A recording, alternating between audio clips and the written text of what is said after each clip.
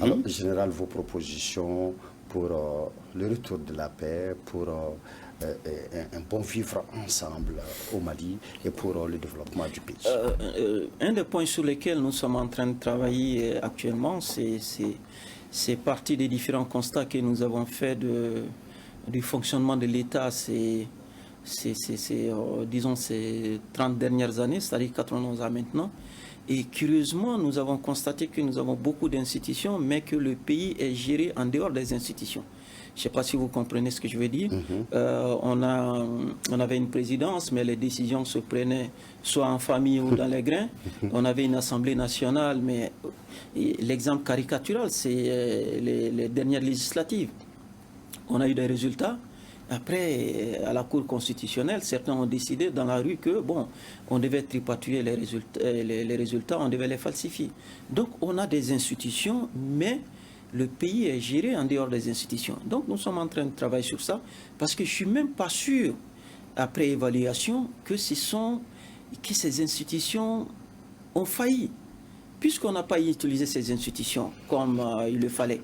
Maintenant, on s'est dit, il va falloir qu'on revienne à une certaine rigueur, à une certaine discipline, permettre à ces institutions de fonctionner comme elles doivent fonctionner et permettre à ces institutions de prendre les décisions qu'elles doivent prendre et éviter d'avoir des cabinets, d'avoir des secrétariats, mais utiliser, je ne sais pas moi, des cabinets parallèles ou des institutions fantômes pour prendre des décisions.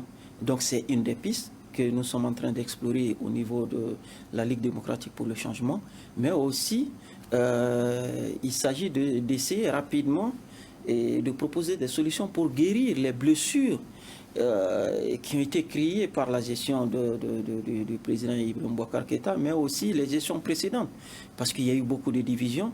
Nous pensons que tant que nous serons divisés, que nous aurons du mal à avancer. Donc ce que nous demandons, c'est le rassemblement. Nous pensons qu'il y a de la place pour tout le monde dans l'espace politique actuel, et que ce soit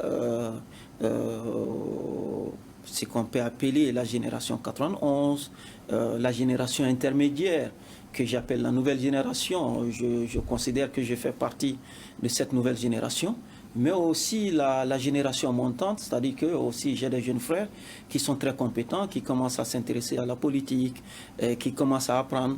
Et ces trois générations doivent pouvoir travailler ensemble. La génération 91, la nouvelle génération, la génération montante ou la génération future. Je pense qu'il y a de l'espace pour tout le monde. Nous devons trouver la combinaison, nous donner la main, permettre à ce que nous utilisons toutes nos énergies pour faire face aux défis de l'insécurité, l'intégrité territoriale, mais aussi le défi de la paix et du développement. Et tout ça, c'est des chantiers énormes et ça demande la participation et la contribution de tous les Maliens. Nous ne pouvons pas aujourd'hui nous permettre des divisions et laisser un Malien au bord de la route en disant il y a des bons Maliens, il y a des mauvais Maliens, il y a ceux qui sont contre, il y a ceux qui sont pour. Et nous disons allons-y tous ensemble et c'est main dans la main que nous pourrons apporter des solutions. D'accord.